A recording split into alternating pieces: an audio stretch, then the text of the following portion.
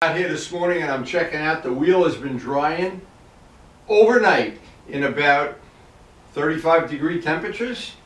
It is dry. It's in real life very, very nice. It's nicer than that, really. But anyway, what I'm looking for is even the slightest thing that I want to fix on this wheel. The reason is because if I don't want to do anything, this wheel can get put on a back burner, and I want to do this same thing with the extra little flakes that I did yesterday to the other wheel. And it looks like that was well worth it. This one really does look nicer than the other one. So it'll only be a day or so to do that, that's for sure. But not today, because today it's supposed to rain. And that's why I'm glad I got this done yesterday. We always leapfrog around the weather. We leapfrog around Karen's things that she has to do, the baby, or whatever. Anyway, I am really happy with this wheel. And once again, I'm not sure you can see this. Now what I did, and if you go back to yesterday's video, what I did, I took the coat of clear, put a little bit of gold pigment in the clear, and then covered that with a coat of clear that has no pigment in it, and boy, did that lay down nice. And I can definitely see the difference. So what it's going to make me do, it's adding a couple days to the job, or maybe more, I don't know, because I have to just rough up the whole wheel before I do it over. But I won't be able to do any of that today because of the weather. Also, the titanium pipes, I wanted to make a separate special video for that, because I know several people that are doing restorations that had asked me questions about polishing titanium. And when we get to that point in the job, and I'm hoping it'll be a little bit warmer out here, that's kind of a slick looking exhaust system on this bike, and it does show through the fairing. So one of the things I want that to do is be one of the accents when somebody really is an aficionado and they look over the bike carefully, they'll see the detailing. And of course the R1 pipes, they show right through the front of the fairing. And every time, what I do is every time I have the fairing off the bike for an oil change or maintenance of whatever, I just go in there and polish them up a little bit. But we'll make a dedicated video for that. That's something I'm sure a lot of people are interested in. And on our channel we still have the engine polishing videos, which one of them I know had 800,000 hits. Pretty cool. I didn't know engine polishing was that big of a deal, but I do like having the engines. Well, even the RD engine, I shouldn't even say that. I haven't even done that. Usually I would do that over the winter at least once.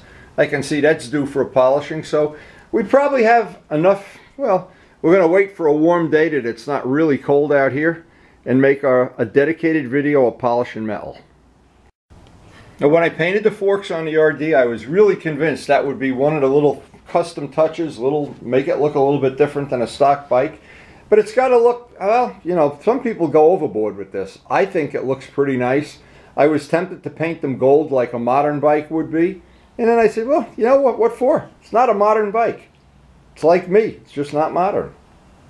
And if you really want an exercise in polishing, and this is a funny story, I ought to share the story. Luciano will remember this. We went and bought this bike, not far from his house, by the way. There was snow on the ground. The guy we bought it from gave me a bunch of extra body panels, and it leaked gas. And so we left it in Luciano's garage, where it can, at least 4 or 5 times it filled up his garage with gas before I even brought it home. But every time I came over there, since we had some of the body parts off, I started polishing the frame. And I remember Luciano's, we were freezing out there. It was colder than today. And I was grinding away in the frame, but of course only part of it was done. And when I took it back home, I took the rest of the bodywork off, and I finished the polishing of this. I just remember how many hours this took. And every time I see a bike with a polished frame, I think, holy mackerel, is that a labor of love. It's like buffing out these wheels. If you go back to last year's video, these wheels, the buffing on them, oh my God, that had to be, I can't even remember. You know, to be honest, I don't want to remember. I just want to have them now that they're done. Here's another little detail. The little insides of the R1 wheels I painted flat black, and inside the hubs where you can't see it, but I want it to be flat black. And these wheels, it's going to be a challenge to get both of them once they're done. That's the last step. I have special paint for that. And the reason for the special paint is if some drips out onto the paint while you're doing it with a long brush, I don't want it to stain the paint. So I have a special, and I'll show that on the video. It'll be at the end of the wheel restoration video. But right now it's getting chilly just being out here. I got to get in and have some coffee.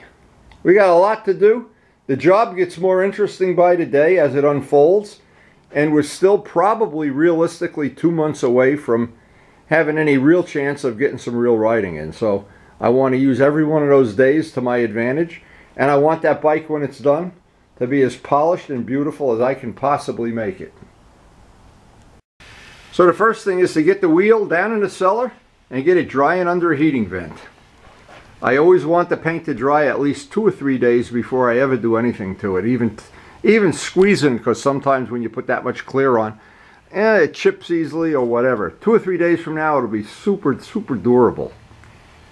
Now here's another thing I remember from painting the Ninja wheels. Inside, where you can't really see it, but you just want it to be flat black, and that most dreaded of all things, part of your bike to be flat black. And even on the FZR, where those holes are, where you can't, I don't want to look in there and see something that isn't, that I want it to be. And the flat black, in that case, it does serve a purpose. Now I know Dallas has different wheels on his, he's got an 83 of course, but one of the things by having this bike, I have a set of spare wheels, and I've often thought, if I get done with this project early, both the RD and the GS, I would like to have an extra set of wheels, maybe in this case a set of black wheels with a tan or a red stripe. Things to think about. But I never want to have my life the biggest thing of all. I always say to Luciano, to everybody, as you get older, you got to stay busy or you become a jellyfish. So I think maybe there's some truth to that, a little bit anyway. But for me, this kind of floats my boat. And since I had my 125 Suzuki, I guess that's almost 50 years now. Well, more than 50 years. I've had a lot of different motorcycles, but at this point in my life, having these guys to work on every day, do some polishing, do some painting, do some restoration, I would hate to think of what life would be like without something like this going on in your life. I don't know, but some people, they seem to enjoy that. And the beautiful thing about motorcycling is if you like Harleys, if you like trials bikes, if you like motocross, if you like custom bikes, if you like old bikes, if you like new bikes, or if you don't like bikes at all, we can all still be friends. Now the rain has stopped, but it's just, I'm glad I got all the painting done yesterday. This is not a day I would want to plan anything around trying to paint outside, because it's still good chance we're going to have rain most of the day. Oh man, it's good to get out of that cold garage. Once we have this coffee, check out some of the windy videos. We're ready to get to work today, see how we're going to play out this day. The birds are waiting patiently for me to fill the feeder. Good boys. I have to have my coffee first, boys. Now after a cup of coffee, I just love coming down here to my gold wheels. Hey boy, this is the day I've looked forward to. And yes, with those little extra sparkles in there, I can make this one a little bit nicer.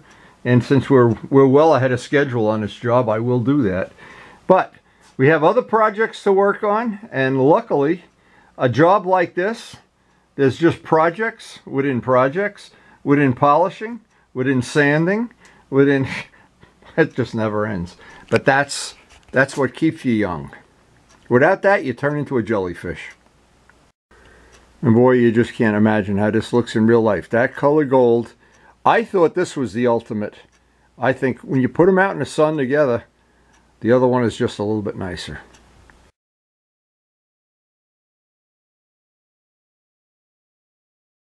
Well, unfortunately, I left this, I marked this up FZR fairing. It actually is, it's a water-based paint, flat black. Look at this, a genius that I am. But anyway, it's available in Lowe's, and it's main thing, it's water-based. Because when we go down in there, I'm going to have to get down in there with a paintbrush, you can see. And I don't want to see that. And I know you almost don't see it, but it's a small detail. And when that's done, and also the other wheel has some spots, I am going to meticulously, and I mean meticulously, that's To have that part that I don't look in there and I see dinosaur bones or whatever's in there, I think that's going to be, again, just one little detail. And this whole project is about the details. Now, there's always going to be somebody, when you go to a bike get-together, that's going to look at the bike and not notice any of this and just say, oh yeah, that's nice, yeah. And then there's going to be somebody, and I always think, well, these are the people that I'm interested in having a conversation with. They look and they go, whoa, how'd you do that? Whoa, where'd you buy that? Oh, how did that happen? Oh, my bike doesn't have that little shiny piece. Or on my bike, that part's painted flat black. Or my mirrors don't have a little paint trim on them. Or I don't have any of that carbon fiber.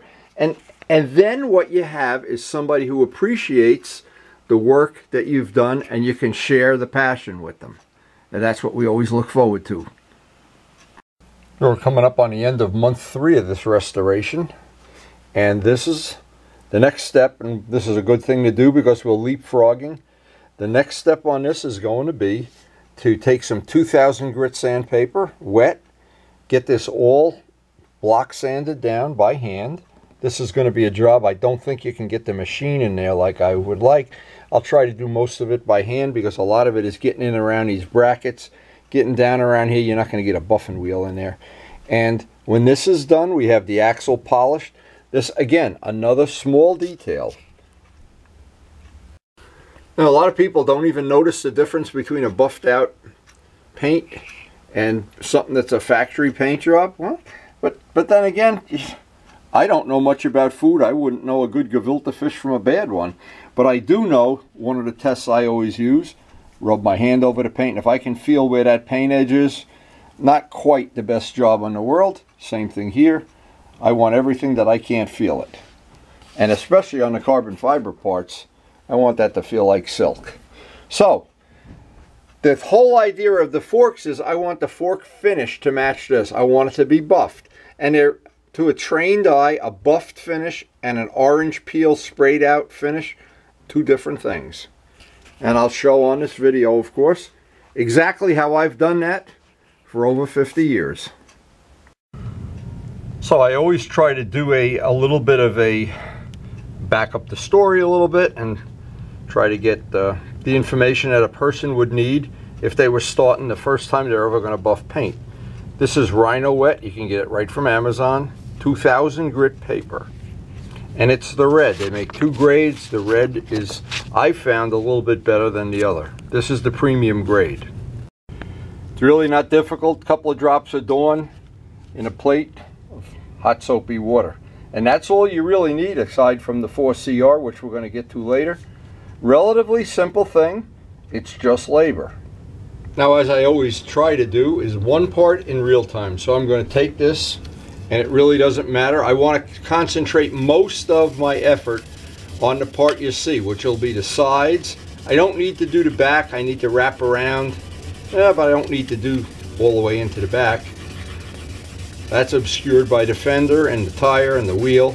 But I do want to do one little spot so that new guys, and I understand it's over the course of time, you may have seen me do this over and over again, and not that it ever hurts to see it, but it's nice if a person coming to the video for the first time and doesn't know about 4CR, doesn't know about this method. This method works really well for me. Not sure it would work for everybody, but it certainly has worked for me and for the people locally that we've done painting with, including Turbo Steve, who's got some really nice parts on his Ninja. Okay, so the trick is, once I get it, it basically has to be sanded by hand. No camera cuts. Let me just focus in on this. Maybe you can see, I hope. Now I want to show this up close with the macro lens. Okay, this is with the macro lens. If you look here, this is called orange peel. The orange peel, yes, you still have a shine, but once you flatten it out, the purpose of the sandpaper is to flatten it out like it is right here. When you can see little shiny spots, it's not done. But once you have it to this point where it's totally flat, let me make sure it's dry. Once it's dry and flat, now that And you saw how long it took me to do this. And the good news with this could be done to a 10-year-old car like my Jetta, or a motorcycle that's a month old, or something that we painted. Well, I think this is about a week old. I could be just guessing at that. It's been hanging up by a heating vent. But once the whole part is flat, and of course, if you do it mostly all by hand, or you really have to get into these little corners and edges, all this detailing, once that part is flat, that'll buff out very, very easily. Now, where this gets to be time consuming is when you have to get up around the edges, up around the corners, and this can take a little extra time, but as you know, as I've said every time I do this, there's certain things you do to a motorcycle, and they're going to cost you a lot of money. And you start out, and you want Marchesini wheels, you're going to go for a couple grand. Well, the odds are pretty good that if you do the restoration that I'm just doing, I've probably spent a couple $100 on material, and the rest is all labor. And anything buffing, painting, the return on the dollar of the time that you spend is astronomical compared to, and a lot of times you spend something on a motorcycle, you spend $500 on a custom seat, and all you do is devalue the motorcycle. And people want it stock when they buy it.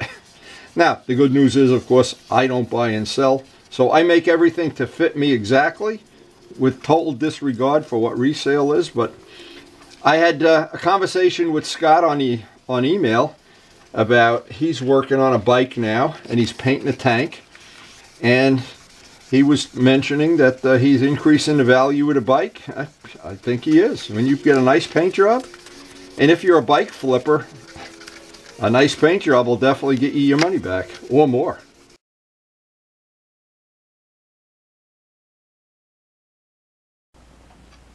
And I always like to get a shot, kind of a before and an after shot. We've got one done.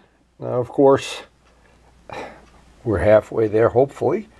And I can tell a couple of things at this point. This paint is totally dry, very easy to sand. What you notice when you're sanding, especially with fine grit paper, you look at the paper, and if there's a little white, looks like chewing gum, little globs of chewing gum in there, it means the paint's not totally dry. But because we've had this sitting up by a heating vent, it's dry, and we're ready to do the second part. Now, all this buffing and polishing, it just brings up one point to me that some people don't enjoy it. And I know when I used to ride dirt bikes, there were some people that at the end of a ride would spend meticulous time and degrease the bike and get the chain clean and power wash it and then whatever. And then you had people that just put it up on a trailer and wait for the next ride, and at the end of some amount of time, guess which one of those bikes looked like a rust bucket? I'm not sure. Maybe it was mine. But anyway, the point is, people do enjoy different parts of motorcycling. It's such a hard thing to understand that not everybody enjoys the same thing. Some people don't enjoy having a nice shiny bike. I do. Some people don't like old bikes. They think they're terrible because they don't have ABS and they don't have fuel injection and everything. But I couldn't be happier. When I'm out riding my RD, it floats my boat. So it's always, for me, it's always important to keep an open mind when I'm doing this kind of work. It's going to appeal to me. I know there's other people that enjoy seeing bikes that are nice and well maintained and well cleaned and whatever. And then there's people who don't. And that's what's great about motorcycling. It's like a buffet. You pick what you like, and there's no reason. I personally don't like certain things, like flat black. But other people like flat black, and I always keep an open mind. It's their motorcycle. Once again, that was in real time, and I'm sure there are people that would be just thrilled to death to have that finish on their bike. But if you want that upgraded thing, and you know, a good way to do this is you always feel it through a rubber glove. You can feel the little orange peel, a little dust in the paint. You come out here and it's like a totally different thing. And once you get used to having everything, like an example that's nice is when you have a bike that's buffed out. You come home from a ride in the rain, you just wipe it down with a microfiber. it's heavenly wiping it. When you got a bike that's got all rough edges and dust in the paint and everything, not quite as much fun. And one thing I'm really glad worked out to my favor, I remember this when I ground this all down. This had a big ridge from the casting. That's totally buried, gone forever. And to me, it's little details like that that change. And the same thing with the RD. When I did the RD forks, getting rid of all the little casting errors and casting marks, and in the wheel, those things that tell you what wheel I don't know what their even purpose is, but it doesn't matter. They're gone. Now we're at the point. Both of these are sanded, and this is a little time consuming. It takes time, so especially when you're old. Just takes time. Dry this up. Check it for any little spot I still want to take care of, and we'll be ready for the buffing very soon.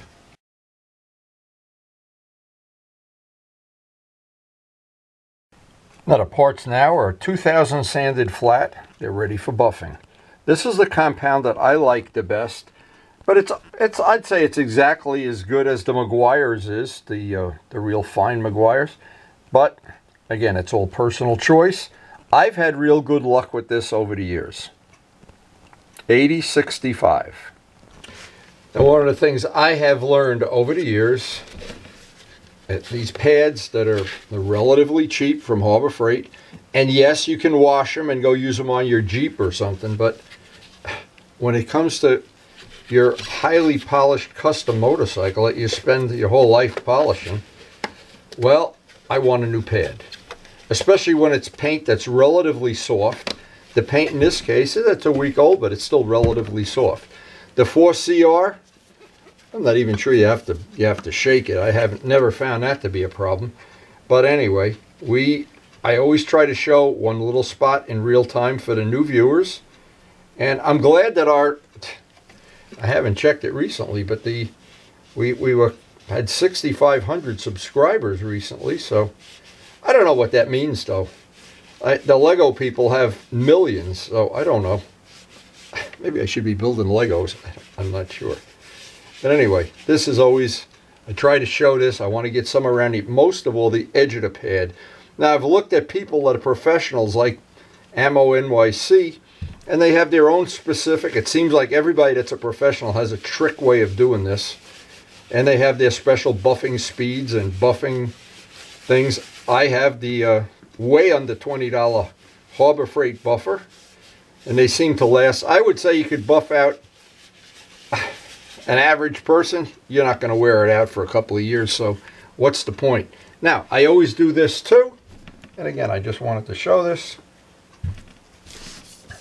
just for truth and advertising purposes. Try to make it as easy to follow the story as possible. I want to get some on everything because then it means as I'm taking it off, I'm going to see the spots that I missed.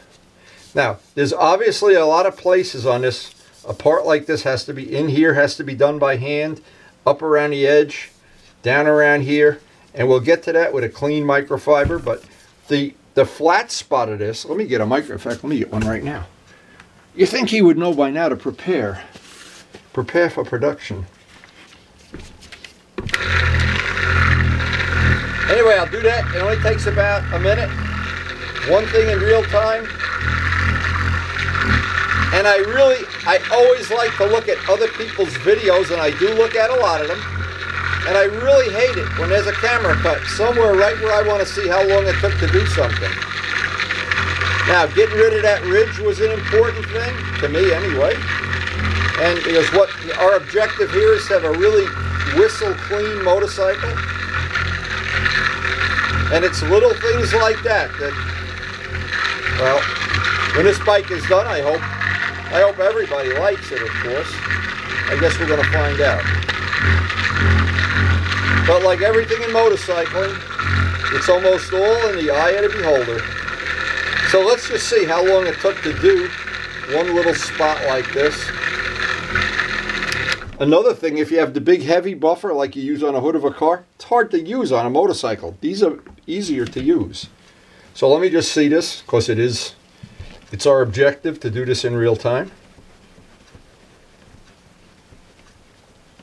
And the parts of this now are going to have to be done by hand, but I'll do as much as I can with the machine. Try to show that in real time. And I'm not sure you can see it because the lighting in the shop, we don't have like a sunlight in here or anything. All fluorescent lights in the shop.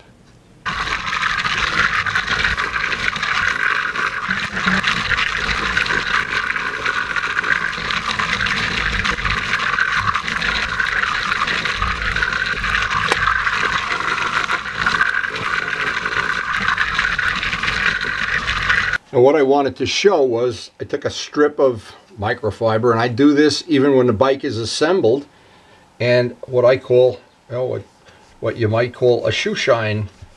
This allows you to get up in areas right next to the corner of those brackets very easily, and up here where this part ends, unless you have really tiny fingers, this is a good way to do it.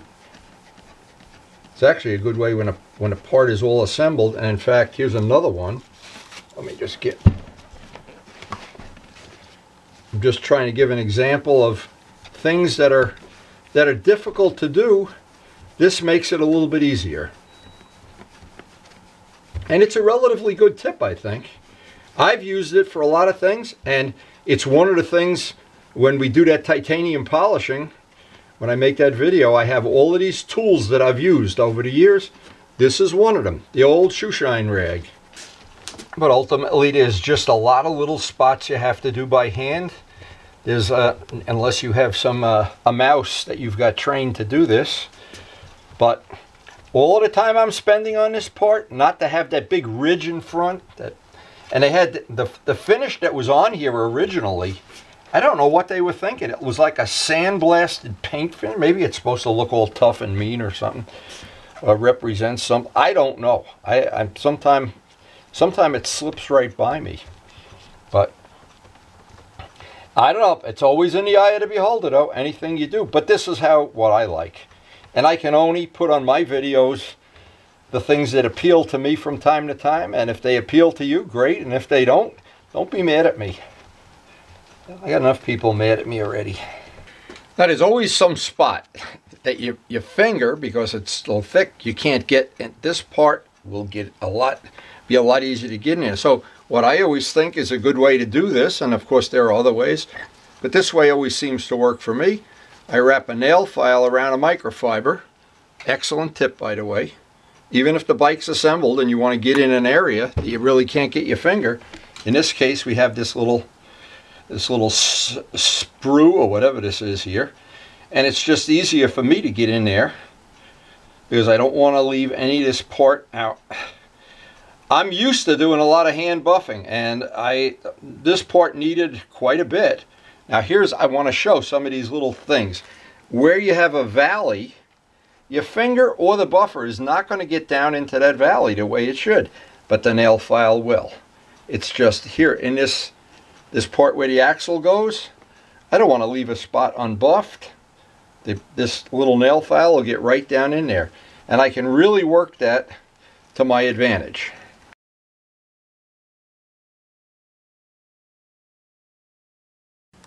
Well, that whole fork leg cleaned up very nicely. I'm really happy the way that worked out with the back masking off of it. Even with the end cap polished, just little details, more and more little handiwork, more details. And I think when this whole motorcycle is assembled, you'll see every one of them. At least I will. I always like to look at before and after, and you know what? It's going to be another couple hours. We'll get this one done, and that'll be one more part ready to put back on a motorcycle. And the second part usually goes a little bit quicker, but we're not having a race, of course. And I just like to look at it a little bit. I'm looking for any little spots that I want to sand out before I actually buff it. But the buffing part of this will be just another one of those labor of loves. But this whole job is a labor of love. These wheels are a labor of love.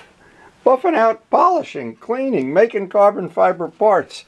Oh my God, if I was selling melons, I'd be a millionaire. I'd be Wendy's Millionaire Melon Company. You know what the truth is though? I'd rather have these bikes. And if you have a passion for these bikes, you'll know what I'm talking about.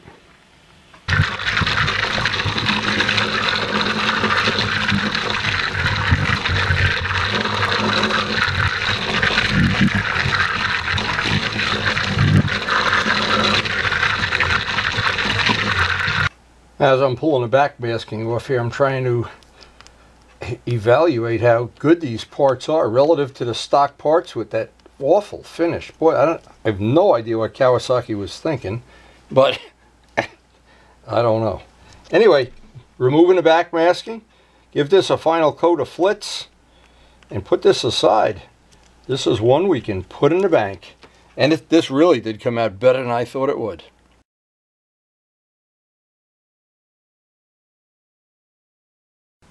Well, the day ends on a real positive note, knowing that these are ready to put back on the motorcycle. One more part. Boy, it's like a jigsaw puzzle, and we're coming up on the last few parts here. It really gets my blood boiling anyway. There's a lot of, I've put a lot of effort into a lot of these parts.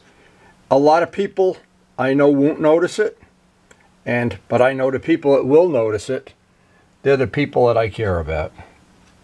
Anyway, this really was a good day. And I really think these came out nice. Oh, there it is, the end of a lot of hours of work. Anyway, but I really think, and I really want to just oogle at, oh man, I'm telling you, that really is. Now, it's funny. When I used to be a young man, well, I looked for different things in motorcycles, and then I got to an age I wanted to go AMAR racing, and then all anything mattered was if you could pass the guy in front of you. And then what happened, you get to a point in your life where you want to have super bikes, and you want to, I don't know what, everything. I want to have it all. But then somewhere in your life, you want to have a piece of artwork, and I think this motorcycle will qualify as a piece of artwork. It'll be a dream to just drive this bike around. And the good news is I've already ridden this bike for 11 years, and I know I like the way it rides. It handles great, and it's just a keeper. It's I don't know how to say it. Anyway, hope you enjoyed the video. Hope your forks are just as shiny as mine. And thanks a lot for watching.